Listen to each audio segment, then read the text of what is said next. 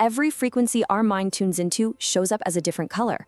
And the ultimate goal, they say, is to raise our vibration to violet, which is the highest frequency in the visible spectrum.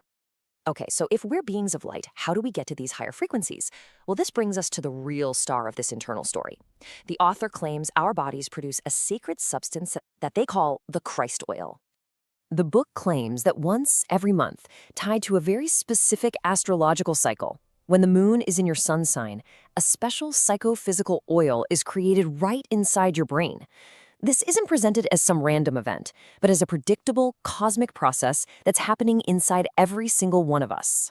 Now, this whole process supposedly begins with what the author calls the Holy Family in the brain. The claustrum, which they nickname Santa Claus because it brings this precious gift, is what produces the fluid. Then it gets charged by two other structures. The pineal gland, which represents the masculine Joseph, gives it an electric charge. And the pituitary gland, the feminine Mary, gives it a magnetic charge. From there, this oil goes on an absolutely incredible journey. As you can see here, it's created and charged up in the brain. Then it travels down the spinal cord all the way to the sacrum, where it rests for a couple of days. And finally, if it's been preserved, it starts its journey all the way back up, triggering a kind of rebirth in the brain.